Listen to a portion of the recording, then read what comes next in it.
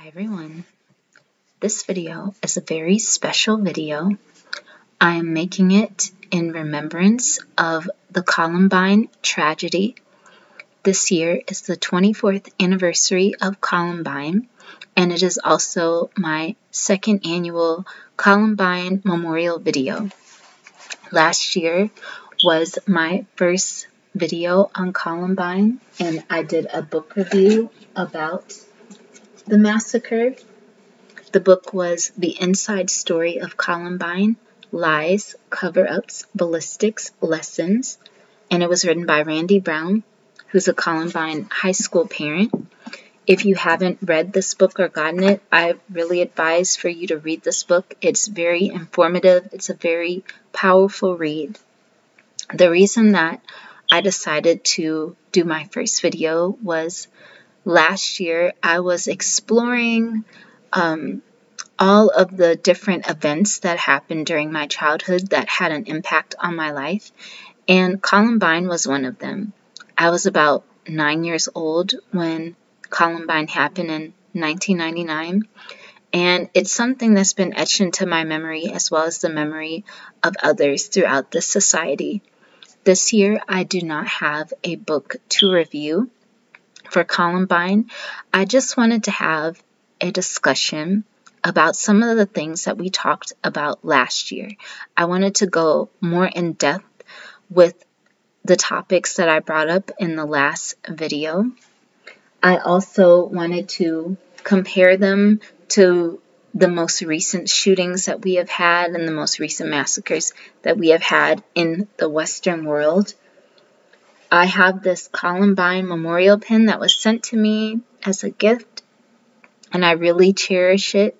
I keep it near my father's urn, which is an entire memorial section, just to pay homage to those who lost their lives and those who are still mentally and emotionally and physically recovering from the Columbine massacre. Before I go into some of the topics that we are going to be discussing, I wanted to start off with a little prayer, which is from the booklet, The Comfort of Prayer, and this is from Unity World Headquarters. They like to send out a lot of booklets, and a lot of them are very calming and spiritually enriching. So I wanted to just do this before we got into the discussion. The prayer goes like this. I acknowledge that God is present in every person and experience. The spirit of harmony, order, and understanding is at work in me now. Through my spiritual nature, I am willing to see the God presence in others and release any desire to judge.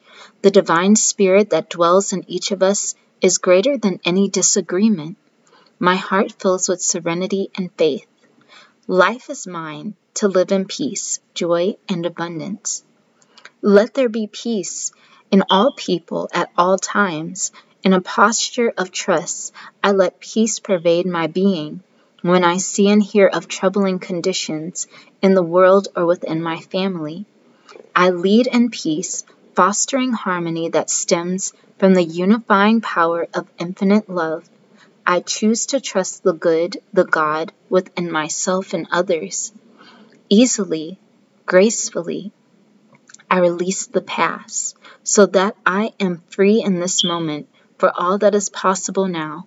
I trust that the helpful, useful content of my past has carried over into the present. I rest in spiritual peace and freedom. Now, the last part of that prayer, which states, I rest in I trust that the helpful, useful content of my past has carried over into the present. I rest in spiritual peace and freedom.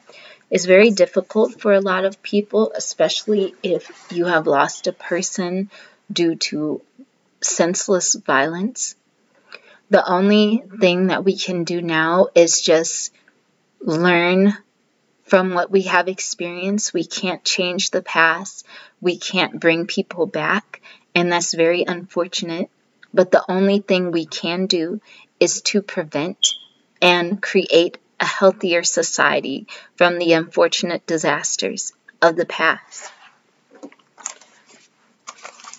In this notebook, I've written down about 6 topics that I just wanted to go deeper into and talk about and possibly discuss some solutions. And if you have any solutions for any of these topics or ways that we can become better as a society, feel free to put it in the comments below.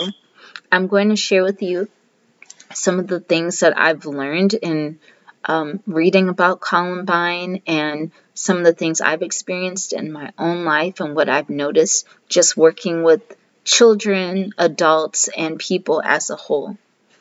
So the first topic I wanted to discuss is the culture of violence. And Randy Brown mentions this in his book about just violence in general.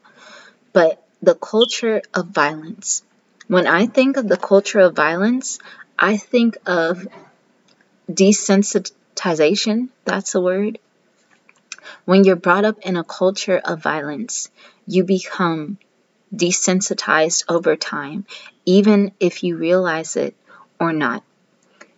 In the Western world, in the United States, I haven't been anywhere in the world. I'm only saying this from my experience as an American citizen. From what I've noticed in our history, we have a culture of violence and we glorify our culture of violence.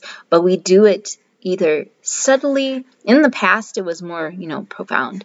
But we kind of do it subtly. Nowadays, we've become so desensitized that even if we looked at things from the past that represent violence, it doesn't seem as worse to us in our minds. So one of the ways that we perpetuate this culture of violence in America, one way is movies and shows. You can even go back to the past and look at those cowboy films where people are just shooting.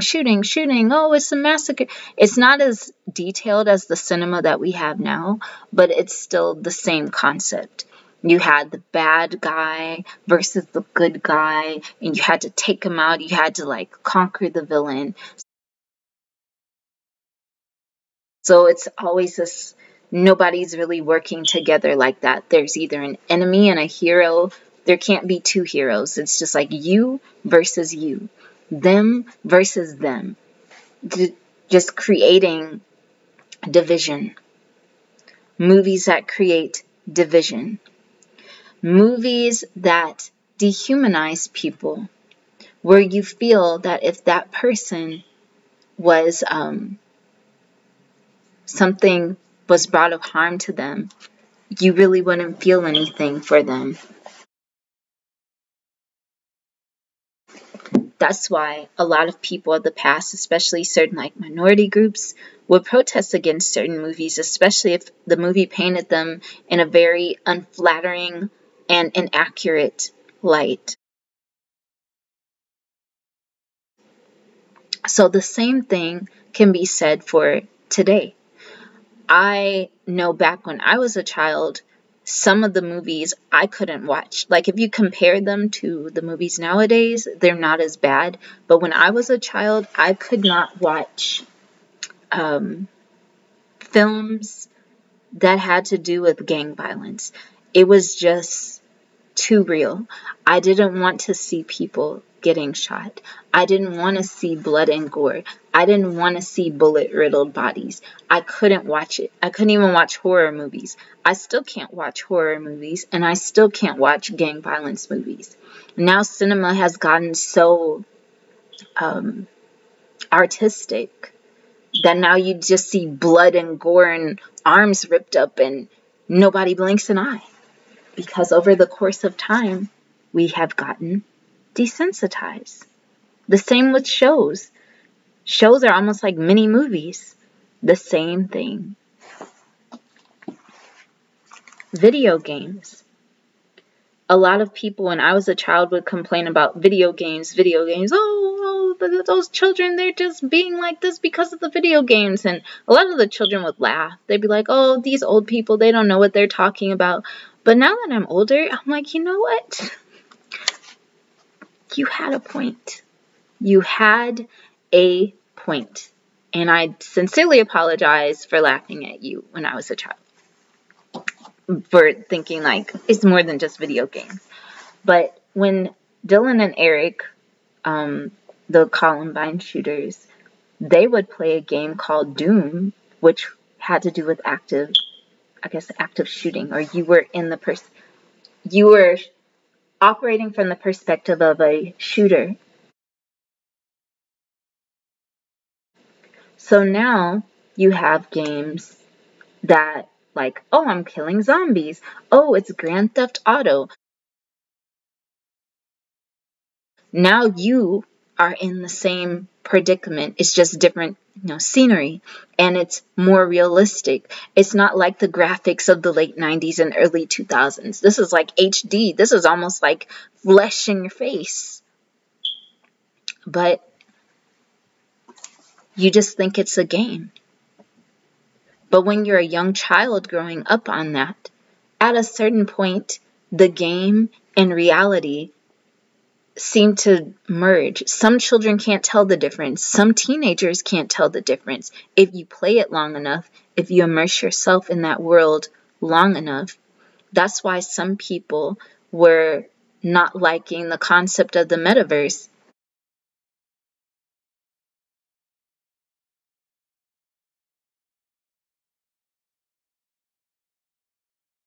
Because the more you spend in that universe, the less you want to spend in this universe, according to them.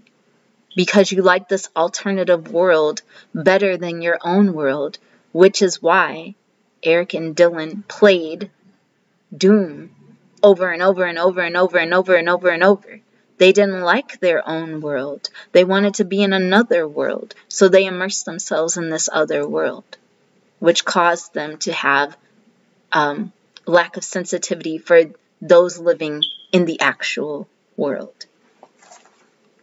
Another thing, music.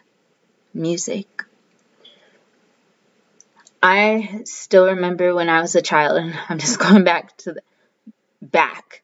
I mean, music was getting bad, but I don't think it was as terrible as it is now. Like, it's just absolutely terrible. I don't even know how they can play it on the radio. You had, and I'm sure there were other genres, but I'm going to focus on rap in this one. You went from having raps that just told stories, like talked about a storylines, like, and then I went to the party, and then I saw that girl, and do, and now I wear my suit. Now you're just singing about drive-bys. And now it's gotten to a point where they're trying to make art imitating life. That's why you see so many rappers getting unalived.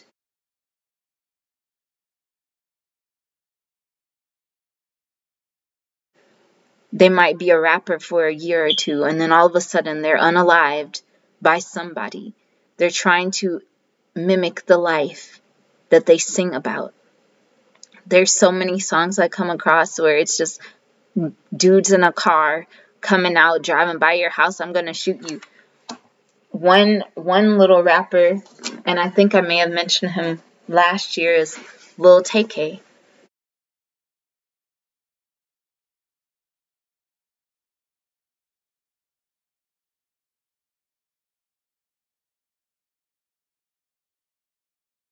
Lil TK, serving 55 years in prison. And what's funny is they used his words that he rapped about to help put him in prison. Because he was rapping about murking people. It's harder with music because even if you don't want to hear it, even if you don't want a tune to be catchy, some of these tunes are catchy and you just can't stop singing it. And over the course of time, it just gets in your head. It just gets in your head, and then it starts not sounding as bad when you actually think about what they're doing. But some people, they cannot separate actual life from a make-believe world, and they bring that into the actual world and cause real-world problems. They use these toxic things that could also be used. These methods don't have to be used for toxicity. You don't have to use movies for toxicity. You don't have to use video games or music for that either. You can use any of these things for empowerment, but you can also use them for detriment. It's truly up to you. The second topic, bullying. Now, I will say that bullying, or the focus on bullying, has gotten way, way better since Columbine. Dylan and Eric, according to Randy and other people, were bullied mercilessly, and some people say they weren't bullied. But the topic of bullying has come to the forefront. Right now, they're focusing on bullying in schools, like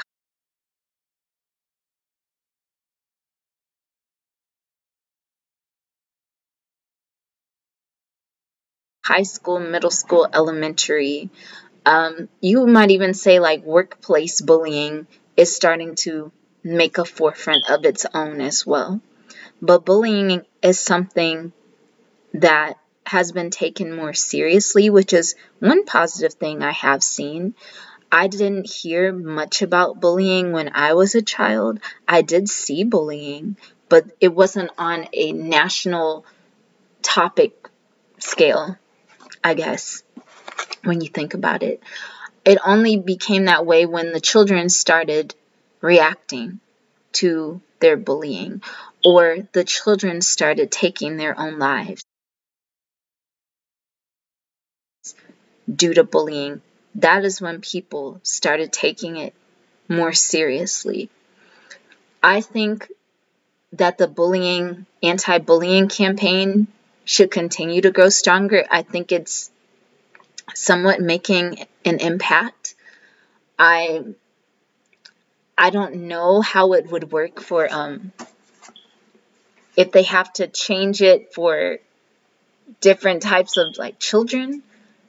Like, let's say one anti-bullying tactic might work for one group, but it might not work for another, depending on the culture or the sex of the child or whatnot. So that's one thing that I think that schools should continue to explore, because focusing on anti-bullying is a form of prevention. When somebody feels that they're not wanted somewhere, when somebody is tormented on a daily basis, it makes them feel worthless. It makes their life feel like it has no meaning, even if their parents and other adults in their lives are telling them that they're special. When it comes to your peers, it has a significant effect. The only or first author I had ever read about that focused on the peer group, when I used to read like a lot of pro-Black books, was Jawanza Kunjufu. He had written a book called To Be Popular or To Be Smart.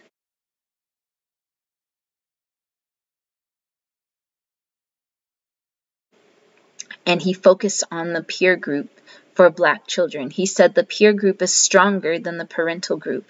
It's stronger than the teachers. It's stronger than the school. And that is true. Children are children.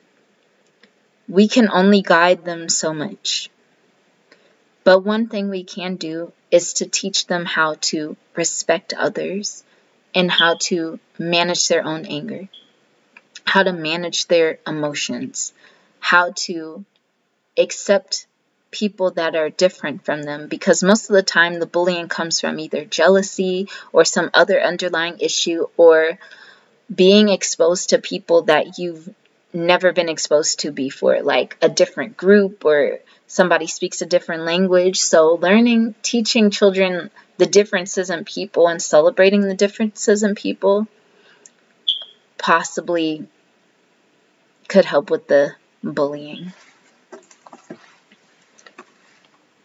And also seeing why is the child bullying the person, like if it is the child that is bullying, seeing what's going on in their home, because sometimes that is a reflection of what is happening at home. Sometimes there's abuse and other things going on at home that the child doesn't know how to communicate.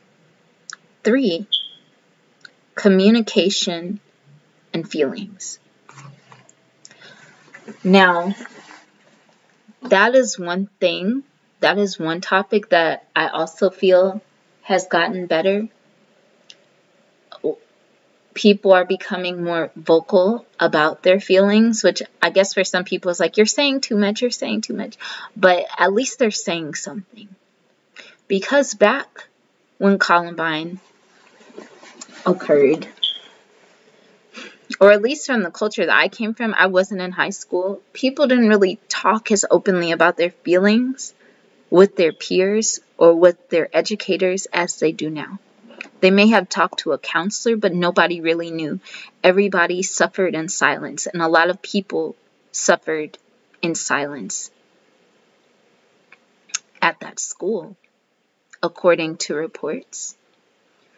Some people felt that they were being judged due to their race. Others felt they were being judged due to their orientation. Others felt they were just being judged in general, just because they were a nerd. That was the culture some people have stated was at that school. Now, fast forward to nowadays. Now we have, thank God, peer groups where you can talk to somebody. Now you have hotlines where you can talk to somebody about what you're going through. Expressing yourself isn't shunned on the level that it was back then. When you don't know how to communicate your feelings, it's going to come out in your actions. It's going to come out in some way, shape, or form. If nobody knows that you're suffering, how can they help you relieve your pain? When you suffer in silence, you not only make it worse for yourself, but for everyone around you. People become collateral to emotions that have not been able to come to the surface for healing.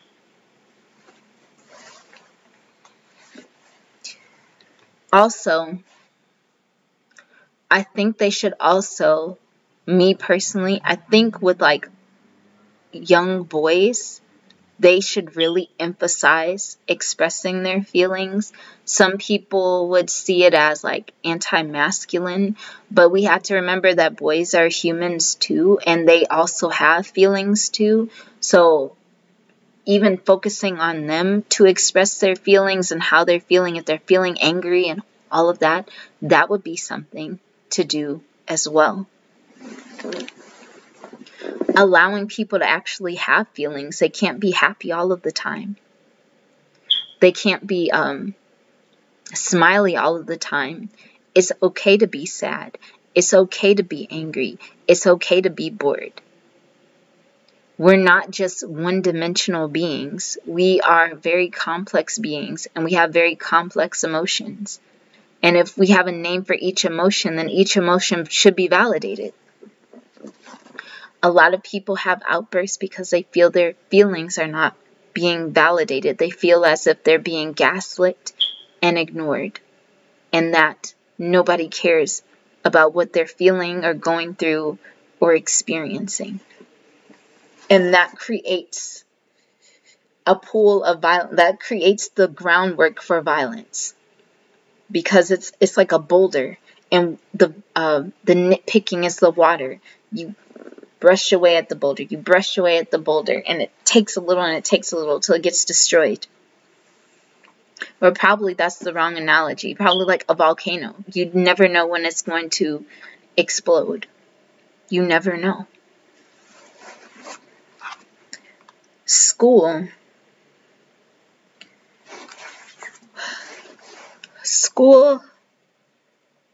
ever since Columbine, has not been the same. I don't know if it will ever be the same. I honestly don't know. I think school is officially over. Me personally, I feel it's over. Because it's just gotten so dangerous nowadays.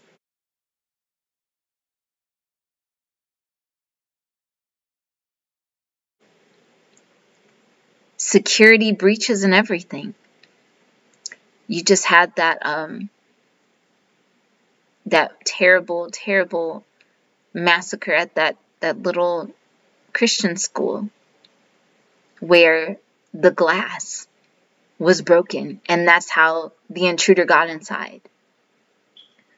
You have these children like preparing for active shooter drills and going into closets, bulletproof closets, and ringing alarms and covering their heads. This is like, they are literally prepared almost like a military exercise. This is what school has become. How can you focus on learning if you're trying to make sure that you survive a school day?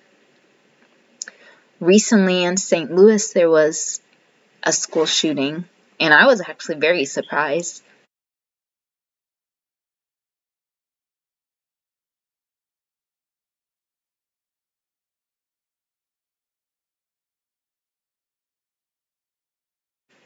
I mean, I wasn't shocked, but at the same time, I was surprised. I was and I was not surprised because we hadn't had a shooting that I know of out here, so it was kind of shocking a little bit. But it doesn't matter where you are. It doesn't matter if your school's in a tiny little town or in a city or in a suburb. It doesn't matter. Columbine was in basically almost like the suburbs, I suppose. It was a large school. Nobody would expect anything like that to happen there, even though there had been school shootings before. It was on a different level. What made it stand out was how it incorporated social media, the preparation, and just everything. That's why it was etched into people's minds. And that's why it's been etched into people's minds, even though there's been tons of shootings after the massacre. It laid the groundwork for repetition, unfortunately, for glorification of violence. Now the school, fortunately, has made its own efforts in trying to change that and create a culture of peace. But sometimes people won't let them move on from their past. They won't let them heal completely. They'll always associate the school with what happened. They won't let them recover from it as a society. I say school is not going to be the same because it's just not going to be the same. I worked with children for 10, 13 years. I wasn't in school. I was in after-school programs. And each year the children just kept getting more and more and more and more violent and more out of control. Every year they were on a new medication. Every year they were exposed to something that they weren't exposed to the year before. What I foresee in the future are independent homeschooling groups just going in circles.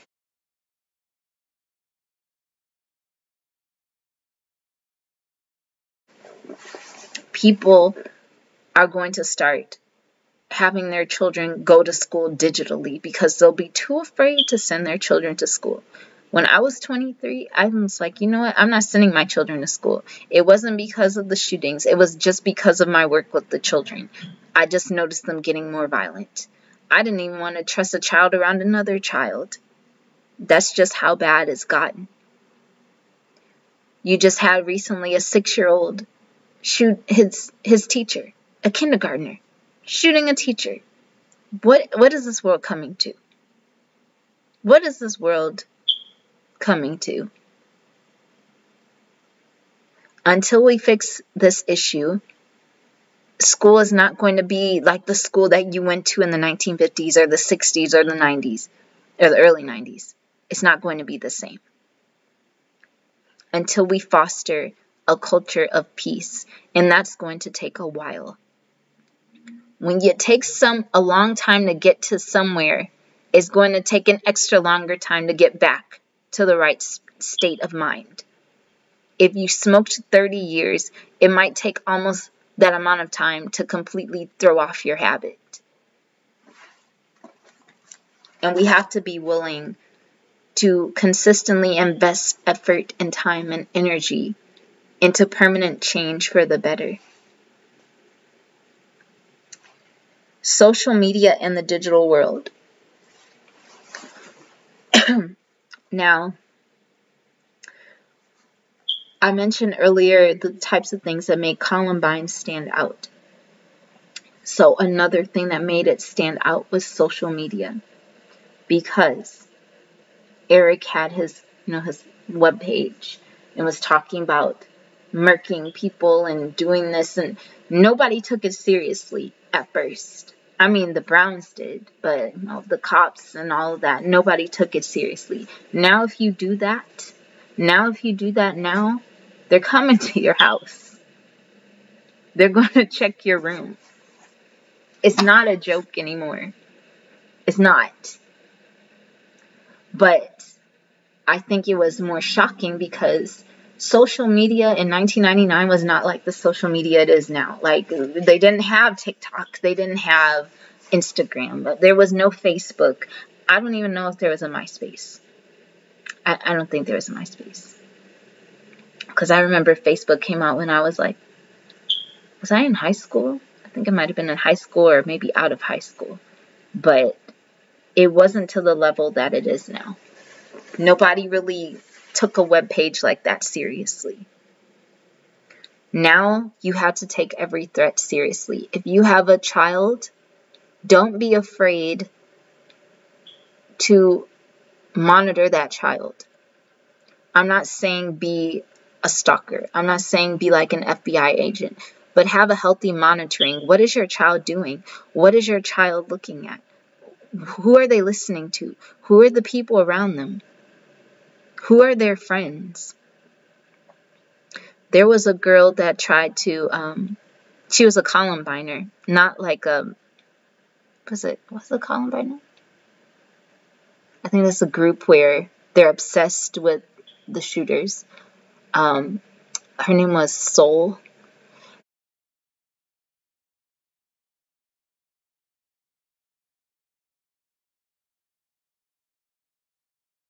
And she was obsessed.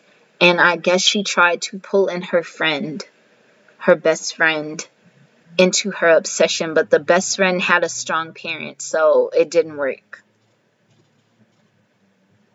Don't be afraid to be an actual parent. Don't be afraid to find out what your child is doing. Stay on top of all of these social media digital worlds. There's digital worlds I don't even know exist. I don't know. I'm not a teenager. I don't have a child. I don't work with children anymore. I literally don't know. I don't know what these children are doing nowadays. What type of challenges and things that they're being exposed to. You have to stay on top of those things, because social media, even if people don't like to say it or claim it, it can change perspectives. It can start trends. There are literally children who have accidentally unalived themselves doing a trend. There are children getting toxic ideas planted in their heads from these TikTokers, YouTubers, and all sorts of people. So I would say there should also be more of an emphasis on focusing on the media and the digital world and how it's influencing children. I don't know. They're starting to do it now, like trying to place hindrances in place, or at least they were from the last time I checked. But if I were you as a parent or a teacher or something, just monitor it. Just stay on track with any social media that's coming out and how the children interact with it, and protest that stuff. Write a petition against it. When you're in this age now, post-Columbine, you have to nip stuff in the bud.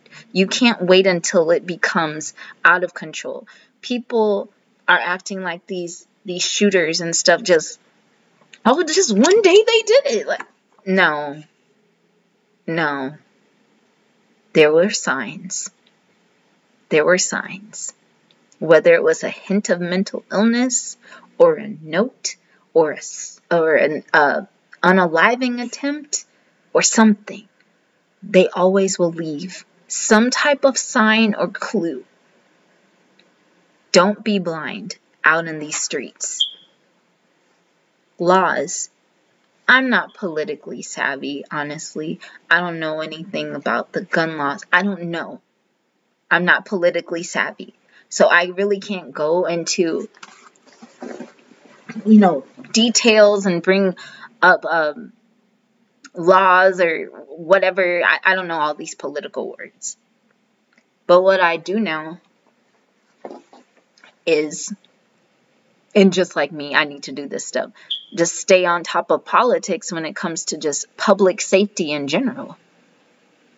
Stay on it. Be an active citizen. If there's something that you feel is violating the safety of citizens, protest that stuff. Write a petition, just like the social media thing. Do that thing. This is your child. They're going to the public or private school. If it's a private school, you're paying the money. If it's the public school, we're paying the money. Our children have a right to be safe. Our citizens have a right to be safe no matter where they are. Whether it's in a grocery store, whether it's on the bus. I can't tell you how many times I've seen gun violence. I'm surprised I haven't gotten shot yet.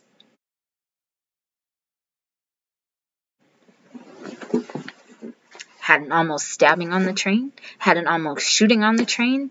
20 minutes within each other. There was a man recently that I didn't even know this dude lived in my vicinity. I didn't know that. I did not know this dude lived so close to me. I had seen him a million times. I guess I knew he looked familiar. Shot a man point blank in the head in broad daylight downtown.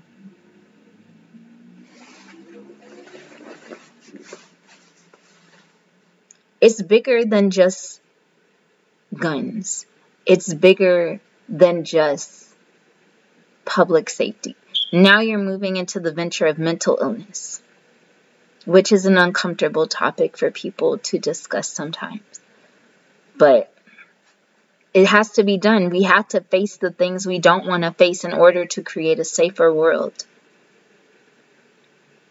We have to have knowledge of these medications these children are on. We have to have knowledge on what's happening in our political systems and the trends that are happening in our community. One thing I would protest is poverty. Poverty begets gun violence, but so does wealth. I don't know. I mean, you don't have to be in a poor neighborhood to have violence, but anything that would lead up to violence, whether it be lack of income, a food desert, not having the right to express yourself, not having upward mobility, I don't know. Not knowing how to efficiently handle your emotions. We teach the children the alphabet. We teach them math, but we don't teach them how to handle their feelings, which is the one thing that will help them navigate in life. You can know all the math you want. You can know all the science and art that you want. But if you don't know how to control your temper, what is the point? How can you keep a job? If you don't know how to effectively communicate, how can you keep relationships in your life? Just as we promote, I guess, academic intelligence, we need to promote emotional intelligence as well. And I think that would lead onto a path. Because with Columbine, according to like the culture, to some people that went there and that spoke about it, according to them, it just didn't seem like a very emotionally warm environment, especially if they were experiencing bullying. Now, how many schools are doing that? When I was a child, I went to a school that was warm, but it was also racist too. Now, luckily, I had people in my life that validated me, so I didn't let the racism affect my self-esteem. But what about the children who don't have that? What about the children who don't have food or who don't have somebody in their life to validate them? And I'm talking about children big and small. What about the adults too? Because we think that when you're an adult, you can just handle it. But some adults are just large children, and they're going through the same thing. Instead of brushing them off, talk to them. But yes, that is all I wanted to discuss. Next year, I will have a book to review. But I just wanted to get that off of my chest because it's very, very sad. It's very sad how desensitized we've become. And I'm not talking about like we, as in regular everyday people. I'm just talking about people that are still perpetuating things that create violence. They know it creates violence, and yet they continue to perpetuate the violence.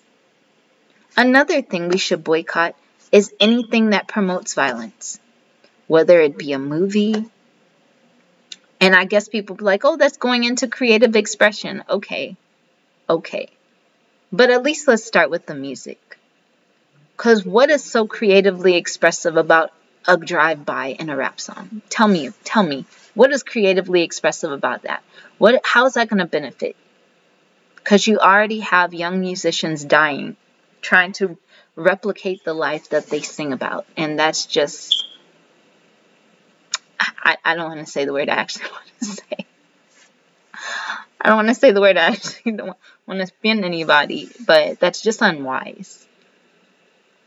And you have children growing up thinking that's okay because their brains aren't done developing, so they think it's all cool.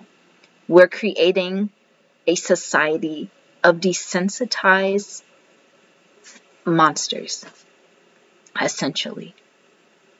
We're creating a society where people are just not caring. These children are going to become the ones who are taking care of us when we're old.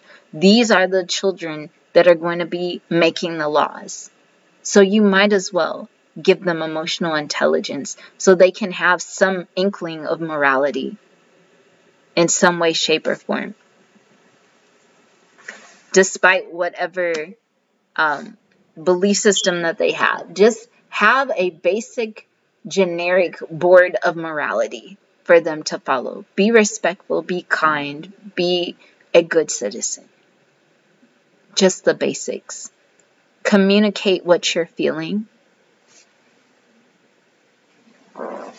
Don't harm others. You can protect yourself, but don't bring harm to others. If that makes any sense. So hopefully, as time goes by,